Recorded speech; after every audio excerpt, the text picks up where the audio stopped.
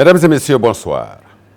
Les mois d'août, septembre, octobre 1958 resteront éternellement gravés dans les annales de l'histoire du continent africain et pourquoi pas de l'humanité tout entière, comme le trimestre déclencheur de la décolonisation de l'Afrique et de tous les peuples opprimés par le système colonial à travers le monde. En effet, sous l'égide du Parti démocratique de Guinée et de son leader charismatique et visionnaire Ahmed Sékou Touré, le peuple de Guinée a décidé, en ce trimestre historique, de prendre sa destinée en main et d'ouvrir ainsi la voie aux autres peuples colonisés de l'Afrique et du monde. Le 25 août 1958, le général Charles de Gaulle de France a clairement entendu et approuvé la volonté du peuple de Guinée à voter non au référendum portant sur la communauté franco-africaine. Le 28 septembre 1958, le peuple de Guinée a confirmé son choix en se rendant massivement aux urnes pour voter non à cette communauté. Et le 2 octobre 1958, la République de Guinée, indépendante et souveraine, est officiellement proclamée à la face du monde. Quelles auront été les péripéties de ce parcours historique? Quels furent les principaux acteurs et quels actes remarquables posèrent-ils dans cette voie? Comment furent les premiers pas du tout nouvel État? Et enfin, quel acquis retiendra-t-on de ce choix historique de souveraineté et de dignité des Guinéens après une rétrospective de 59 ans? Telles sont les quelques questions et bien d'autres que nous allons débattre tout le long de cette semaine de la souveraineté, du 26 septembre au 4 octobre avec nos invités.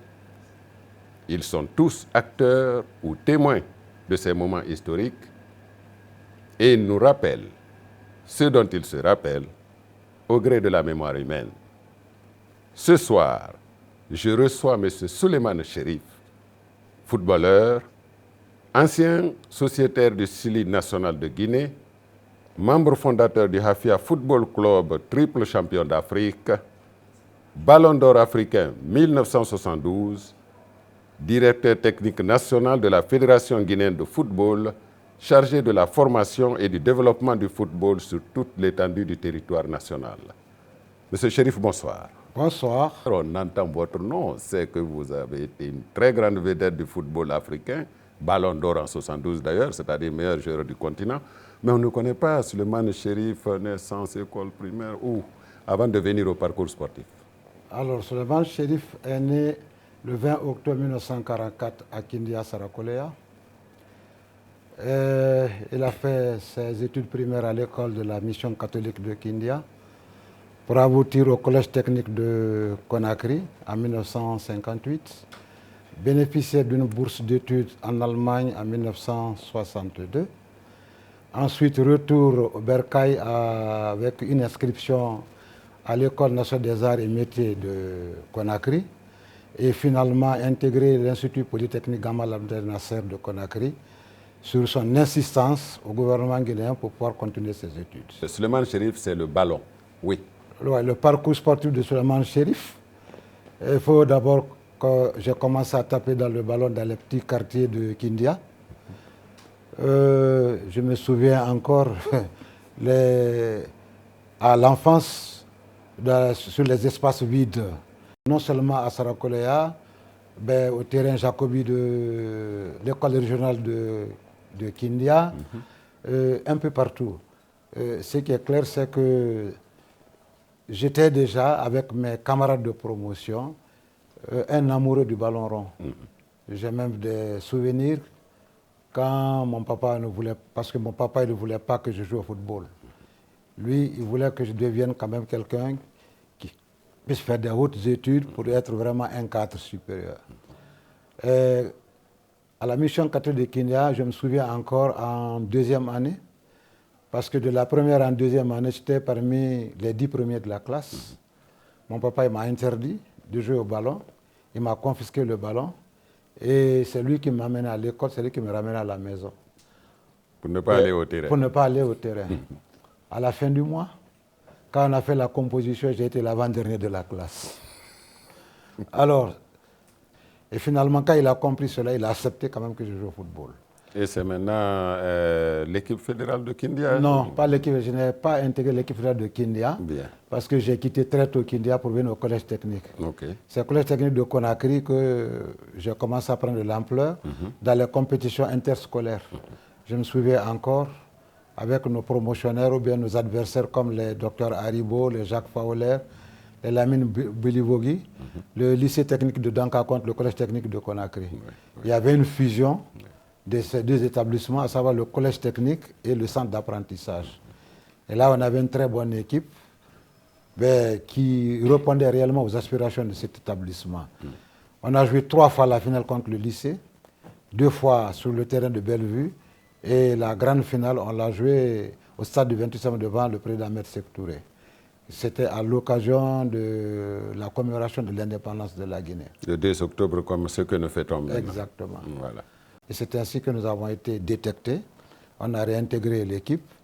Et la première sélection a eu lieu en 1961 pour aller en Côte d'Ivoire à une obtention d'une bourse d'études en Allemagne. Ouais. Il fallait faire le choix entre aller en Côte d'Ivoire ou bien aller faire les études.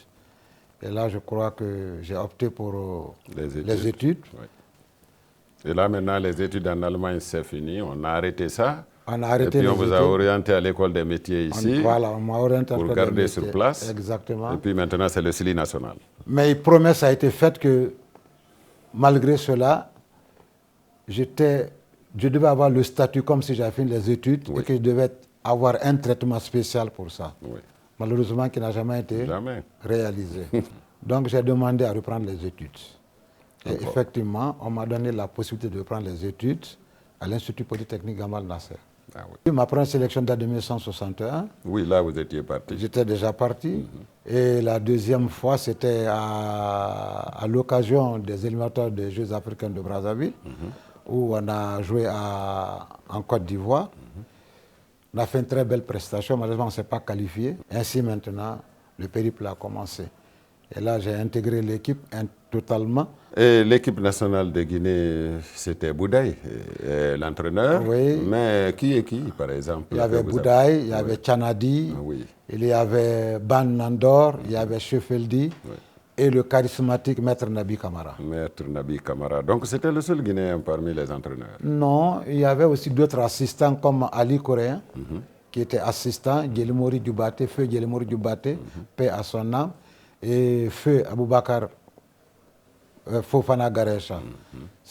Et ceci-là, qui était réellement dans le commentaire des entraîneurs dans le cadre de la réinsertion pour pouvoir réellement embrasser le métier d'entraîneur. Mohamed Lamine Djoubaté dit Barnabé. Ah oui, Barnabé. Voilà. L'équipe nationale de Guinée, c'était donc le porte-flambeau matière sportive de la révolution guinéenne. Comment ça se fait quand on est membre de cette équipe?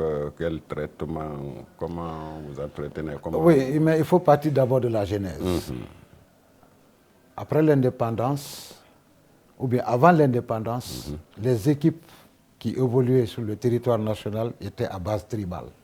Donc, à l'issue de ça, dans la nouvelle OPEC de notre gouvernement, ils ont dit que ce n'est pas possible parce que la Guinée, elle est une et indivisible. À partir de 1958. 58. Donc, on a supprimé pratiquement toutes les équipes qui étaient à base tribale. Et on a reconstitué le football à partir de l'aspect géopolitique. Cela veut dire que chaque préfecture avait le droit d'avoir au moins une équipe préfectorale de football. Les arrondissements aussi, et les PRL aussi. Et les écoles. Et les écoles aussi, et les militaires et paramilitaires également. Je me souviens que l'équipe militaire s'appelait les SOFA, les SOFA de Guinée. Donc voilà comment c'est parti également pour maintenir le football dans son statut de compétition. Donc dans le sport même, c'est une initiative du gouvernement pour constituer l'équipe. Effectivement, pour les équipes. Les équipes qui devaient animer le championnat ou bien le football guinéen. Merci. Donc là, il y avait des matchs inter-écoles, inter-quartiers. Inter-quartier, inter-arrondissement, inter-PRL, interfédération. et même ministère de Eh oui, mais il arrivait souvent que certains des quartiers peuvent partir directement au CELI national, ou bien ce n'était pas possible? Non, ce n'était pas possible. Oui, oui. C'était un passage obligé. Oui, il fallait suivre. commencer dans le secteur Oui. du comité du PRL. Il fallait commencer parce qu'il y avait les compétitions intersecteurs d'abord pour faire la sélection de l'équipe du PRL, Oui, du quartier. quartier. Oui. Ensuite, maintenant, après ça, on allait à la section. Après ça, on allait à l'arrondissement, ensuite à la préfecture. Donc, c'était la... Et quand on est dans l'équipe fédérale, là, Voilà. la porte est ouverte quand même pour accéder au CELI, hein, Exactement. à l'équipe nationale. Exactement. Ok, Parce qu'il y avait 2 compétitions qui étaient mises en place pour pouvoir faire la détection, à savoir le championnat national et la coupe nationale, surtout la coupe PDG. Tenons des équipes, donc, nous entendons Kaloum, Oui. nous entendons Oroya, nous Oui. entendons Alors ça aussi, oui. c'est venu quand la Guinée a pris l'option de participer aux compétitions interafricaines. Au niveau du football sur le continent africain, le sport est apolitique. Il est apolitique. Or, nous, on avait des noms à résonance politique. Oui. Fédération de Kindia, Fédération de Conakry. On dit non, si vous voulez participer aux différentes compétitions interafricaines et que vous trouvez des noms footballistiques pour pouvoir revenir. Vous pouvez prendre même, par exemple, le symbole d'une région. Et c'est ainsi qu'on a dit le Gangan Football Club de Kindia. Oui, oui. Parce que le mont Gangan, Oui, c'est le symbole de Kindia. la ville de Kindia. Le Diani de Zérekoré, c'est le fleuve. Ou bien le Milo de Cancan, c'est le fleuve. Donc la Confédération africaine a accepté ce nom parce qu'on les a débaptisés politiquement pour leur donner un nom footballistique. Ça a été encore décentralisé au niveau de Conakry. On a plutôt donné le privilège aux arrondissements pour équilibrer le niveau de football. Parce que Conakry 1, dans son entité, regorge, c'est-à-dire c'est des milliers de footballeurs qui sont à Conakry 1. Alors pourquoi perdre tout ce talent-là, ne pas décentraliser au niveau des arrondissements pour qu'au moins chacun ait la chance d'évoluer dans une structure d'animation. Amis téléspectateurs, nous sommes donc dans la page sportive de cette marche vers la fête de l'indépendance. Souleymane Chérif, le nom vous le savez, meilleur footballeur africain 1972, donc Ballon d'Or. Des anecdotes, on nous dit que Souleymane Chérif a commencé la compétition au niveau national et international. Jusqu'à sa sortie, il n'a jamais eu un carton rouge ni sanctionné. C'est vrai? Oui, c'est une réalité. Ah oui. C'est parce que tout simplement, je me suis conformé au règlement du football. Ça, c'est extrêmement important. Jamais de carton rouge. Non. Quand vous pratiquez une discipline, il faut connaître la discipline. Vous savez que quand vous taclez quelqu'un par derrière, vous avez droit à un carton. Donc, il faut éviter de faire un tacle par derrière. Vous savez que quand vous boxez quelqu'un, vous avez un carton rouge. Donc, il faut éviter. Et Chérif Souleymane, c'est permanent dans le CELI national depuis son entrée. Membre fondateur du Hafia Football Club. Expliquez-nous, parce que la Guinée, à un moment, c'était le CELI national. Mais quand il y a des compétitions de championnat, le Hafia Football Club. Mais c'était les mêmes, on voyait Souleymane Chérif avec toute sa troupe. Le Hafia étant champion de Guinée, donc pratiquement, qui regorge les 60% des éléments qui doivent composer le CELI national. Parce que c'était les meilleurs sur le terrain. Si vous remportez un championnat, vous avez une très bonne équipe, donc vous avez les meilleurs éléments du championnat.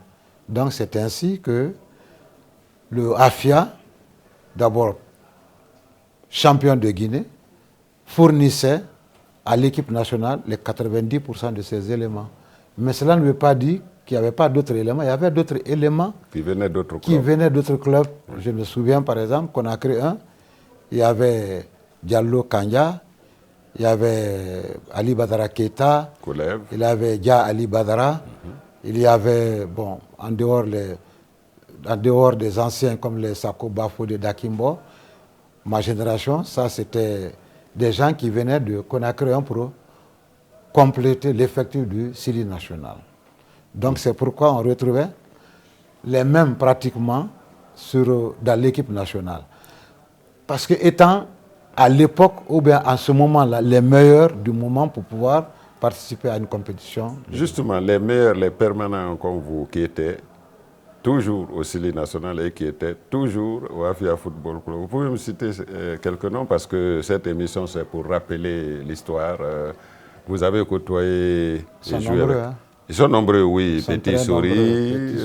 Maxime Camara, Keta Alioum Joléa, Thiam Ousmane Tolo, Kondé Sekou le Bondissant, Bouyambouya Paix à son âme, Mori Kone, Mori Kondé. Il y en a plusieurs, c'est-à-dire Bangali Silla. Bon, les gardiens, c'était qui par exemple? Il y avait Fori Morla, l'éternel Fori Morla. Oui. Il y avait Youssouf Silla, Costa. Ensuite, il y avait Marseillais. Ensuite, il y avait Mamadi Sano. Il y avait Balavo qui est venu de Kouroussa. Et tant d'autres. Il y avait Soroba Remeter de Conakry 1. Donc vous, c'était cet engagement. Revenons à notre sujet. Le 25 août, De Gaulle est là. Le 28 septembre, la Guinée a voté. Le 2 octobre, c'est l'indépendance proclamée. Vous, personnellement, vous étiez où? Vous avez voté? Vous étiez où? Non, je n'avais pas l'âge de voter parce que j'étais au collège. Indépendance, nous on découvrait le mot là, c'était pour la première fois. J'ai encore en souvenir, un jour, le président fait un secteur de passage à Kindia. Il était très ami au papa de Fofana Ibrahima Kalva. Et Fofana Ibrahima Kalva, son papa était le cousin de mon père. Donc ils étaient régulièrement ensemble. Régulièrement ensemble. J'étais encore à l'école primaire. Ils sont venus avec le premier ministre Lansana Biavogui, mon père, le père de Kalva. À 4, ils sont rentrés dans la chambre, ils se sont enfermés. Quand ils sont enfermés, petit que j'étais curieux, je suis venu coller mon oreille à la porte. Ça, c'était en 1956. Déjà, 56. Après, j'entends le président de secteur qui crie indépendance. Où c'est l'indépendance, où c'est pas. C'est-à-dire, ça chauffait là-bas, ça criait. Je suis sorti en courant, je suis allé voir un néné. J'ai dit, c'est chaud là-bas. Hein? Il dit où? J'ai dit, dans la chambre de mon père. Il dit, qu'est-ce qui se passe? J'ai dit, j'ai entendu parler de l'indépendance. Lui m'a regardé, il dit, mais est-ce que tu sais la indépendance? J'ai dit, non, je ne connais pas. Il dit, mais est-ce que tu n'es pas fou? J'ai dit, non, je ne suis pas. C'est parce que j'ai entendu dans la chambre, c'est pourquoi je suis venu te demander. Donc c'est la première fois que moi, j'apprenais le mot indépendance. Après, quand j'ai demandé, c'était de me dire, il fallait rester ou esclave ou être libre. Plus simplement, traduit quoi. Traduit plus simplement. Quand il m'a posé la question, j'ai dit, mais moi, si tu me poses cette question, mais c'est la liberté que je veux. Donc c'est ainsi que j'ai vécu l'ère de l'indépendance, c'est-à-dire ce moment-là historique, quand j'ai vu les gens devant les urnes pour dire qu'ils veulent voter et pour répondre justement à cette question de libre et de esclavage aux libertés, je me suis dit, ah oui, je me souviens en 1956, j'ai entendu ce mot-là. Voilà comment je l'ai vécu. Aujourd'hui, donc, quand vous regardez l'évolution de la Guinée depuis cette époque, qu'est-ce que nous avons gagné avec notre indépendance? De quoi on peut être fier? Moi, je crois que la première chose d'abord, c'est la liberté. Ah oui.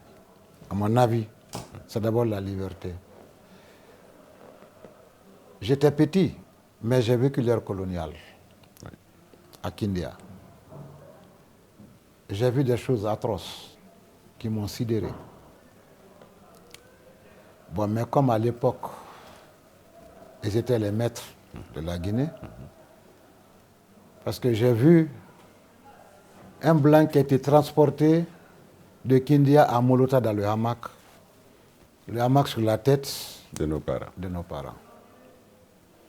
Ah oui. Ça, je l'ai vu, je l'ai vécu. Donc l'indépendance pour vous? C'est d'abord la liberté. C'est grâce à l'indépendance aussi que moi j'ai connu le monde. Parce que le football m'a permis quand même de faire des voyages. Le tour du monde, oui. Le tour du monde. Oui. J'ai fait les 5 continents. Oui. Ce que moi j'ai retenu pratiquement, c'est d'abord la liberté et l'affirmation de la personnalité africaine. Nous allons donc vers le 2 octobre, la proclamation de l'indépendance. Quel souhait vous avez pour les Guinéens? Joyeux anniversaire au peuple de Guinée. Malgré les tumultudes, tout ce qui s'ensuit, mais il faut reconnaître quand même que la Guinée est là. Oui. Elle est unie, elle est indivisible, elle est une. Et je suis fier d'appartenir à ce pays. Comme conseil, je demanderai aux jeunes de se mettre au travail. Le succès au bout de l'effort. Ce n'est pas la bouche, ce n'est pas les déclarations d'intention, c'est le travail lui-même. Jeune professeur, je le dis souvent, il faut travailler. En dehors des habitudes installées par le staff, vous avez la possibilité, vous aussi, personnellement, de faire le constat de vos échecs, d'analyser et de préparer réellement ce que vous n'avez pas pu réaliser. Je vais parler par exemple des entraînements individuels. Voilà, mesdames et messieurs, vous avez compris donc ce sont les derniers mots de notre invité de ce soir. Monsieur Souleymane Chérif, il est footballeur, il est ancien sociétaire du Sili national de Guinée. Il est membre fondateur du Afia Football Club, le club qui a été triple champion d'Afrique. Il est Ballon d'Or africain 1972, le meilleur du continent à cette époque. Aujourd'hui, Souleymane Chérif est directeur technique national de la Fédération guinéenne de football, c'est-à-dire c'est lui qui est chargé de la formation et du développement du football sur toute l'étendue du territoire national. En votre nom, nous lui disons merci d'avoir répondu à notre invitation. Merci à vous aussi. Nous lui souhaitons un joyeux anniversaire Merci. pour le 28 septembre et le 2 octobre. Merci, j'en suis fier et honoré. Bonsoir chez vous.